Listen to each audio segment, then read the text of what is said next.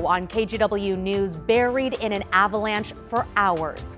As I started to have a conversation with God. The technology that led rescuers right to him. Plus, the saucy responses from Oregon lawmakers as Kristi Noem is fired.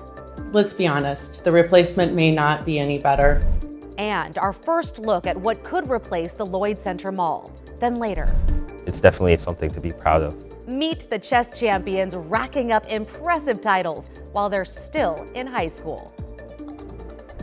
Our top story here at 11, fiery comments from Oregon lawmakers after the president fired Kristi Noem as Homeland Security Secretary. Thanks for joining us. I'm Christine Pitawanich. Alma McCarty brings us their responses. Democrats in Oregon praising the firing of Kristi Noem. So for those of you who have been calling for her impeachment, for her resignation to be fired, you've won. Congresswoman Maxine Dexter was one of those people introducing articles of impeachment against Noem in January. Other House Democrats signed on as co-sponsors, including Representative Suzanne Bonamici, who, after hearing Thursday's news, stated it's about time. Secretary Noem's departure does not absolve her of the crimes and human rights violations she committed during her disastrous time at the Department of Homeland Security. Congresswoman Janelle Bynum took to social media, writing, "Bye, Felicia," and Senator Ron Wyden issued this blistering statement. Turns out lawlessness is not a winning strategy. See you at Nuremberg 2.0. Nothing but the truth, so help you God. Her removal comes after mounting criticism, including from some Republicans, like North Carolina Senator Tom Tillis. What we've seen is a disaster.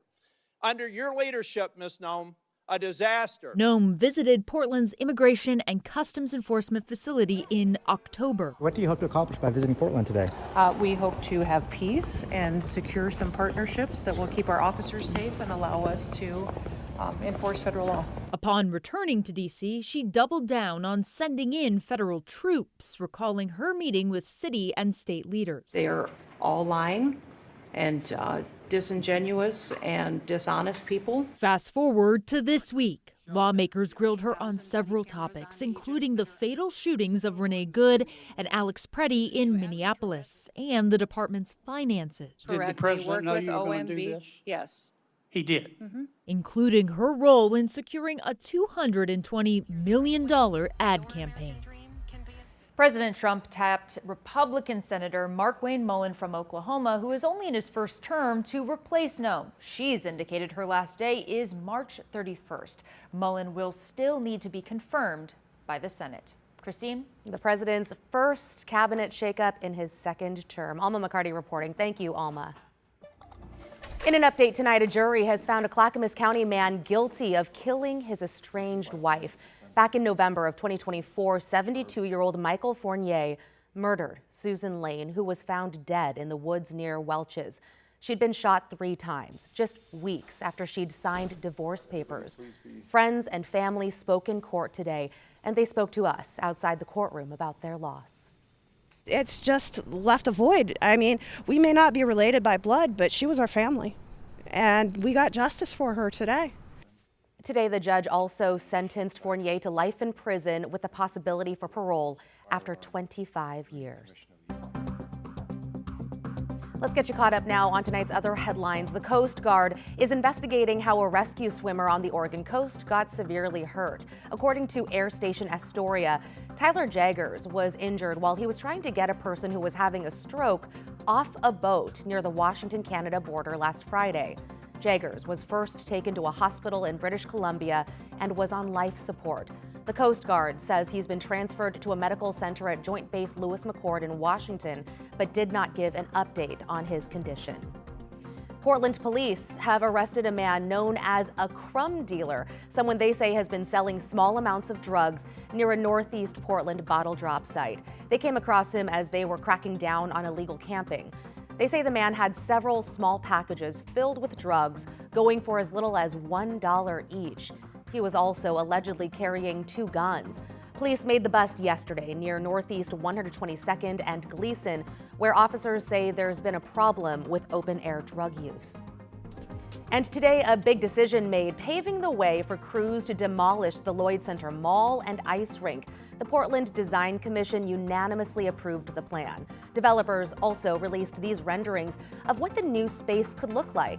The plan is to redevelop the space into a new neighborhood with room for shops, homes, and green spaces. The mall has become largely vacant, with major retailers announcing their exit. Most recently, Barnes & Noble said it plans to close in May after more than 2 decades at the mall. Okay, let's take a quick look outside at some dry time in Portland on this Thursday night. Chief Meteorologist Matt Zafino here now. Matt, the wet weather, definitely good news for ski resorts. Yeah, it will be, especially next week, Christine. And we've got the dry time ending later on tonight. But look at the wild time lapse we had of Mount Hood. Strong northerly winds creating clouds off the top, a little bit of blowing snow, and a lot of camera bounce because it was windy in the Dalles where that camera was. Look at our Mount Hood snowfall forecast for the next week. Snow level jumps up on Saturday. No new snow, really no rain there either. Snow level begins to drop on Sunday. By Monday, it's 2,000 feet. By Tuesday, it's down to about 1,000 feet. And then the snow gets heavy after that. It's the end of next week when we're really going to see the snowfall rates pick up on the mountain. In fact, the latest one of our models have increased the amount of snowfall forecast for Mount Hood to over 40 inches through next week. So that is very, very promising and hopeful that we get a lot of snow. And again, after the warm weather on Saturday, the snow level drops and we'll be in good shape all of next week. We get some light rain tomorrow, got that dry, warm Saturday. More on the snow next week in a bit, Christine. Okay, thank you, Matt. The thing that I was hoping is that I'd get to see her and my 4 kids one more time. They were the only thing I thought about. Wow, a skier is miraculously okay after surviving an avalanche at Stevens Pass in Washington. The man was buried for hours, pinned under snow that he says felt more like cement. His family realized something was wrong and used the Find My feature on their phones to track his location on the mountain and get rescuers right to him. As they dug me out, they were astonished to find that I was conscious. This magic period of getting recovered is 15 to 30 minutes. And so I'm having this unbelievable, he was buried for 4 hours. And I'm thinking to myself, wow, the math doesn't add up. Yeah, truly a miracle. When Ski Patrol found him, his core body temperature had dropped into the 70s. After days in the hospital, staff there started calling him the Miracle Avalanche Man. He's now recovering back home with his family. To the war in Iran now, where there are new reports tonight of intense Israeli airstrikes on the capital of Iran and Lebanon, along with news that the U.S. hit an Iranian drone carrier at sea. This comes after reports that the U.S. is responsible for a strike on an elementary school in Iran. The attack, one of the first of the war, killed 65 children, and that is according to the Iranian government. U.S. Defense Secretary Pete Hegseth has said the U.S. would never target civilians, but is investigating the strike on the school. Meanwhile, President Trump touted another round of successful air campaigns and said the U.S. must have a role in choosing Iran's next leader. But Iran's foreign minister is pushing back. What was their goal? They came here for a regime change, perhaps. They came here for a rapid victory so they can, control everything. But they have failed. The system is working. The commanders have been replaced, and the supreme leader is going to be replaced soon. Today, a vote in the House to rein in President Trump's war powers in Iran failed, as did in the Senate yesterday. No president has ever used this statute to implement tariffs. In fact, this statute has never been used at all, ever in the history of our country. Meantime, Oregon is joining a number of other states in suing the Trump administration over its latest round of tariffs. Last month, the U.S. Supreme Court ruled President Trump could not implement tariffs under the International Emergency Powers Act. The administration quickly pivoted, announcing a 15% tariff on much of the world under the Trade Act of 1974. Now, Oregon, along with Washington and 22 other states, are suing the Trump administration over the use of this law to implement tariffs. That's welcome news for the owner of a craft store in Southeast Portland. She hopes this newest round of tariffs will not only get blocked, but that her business will get a refund for higher costs over the past year. We've paid extra already for the product we have in store.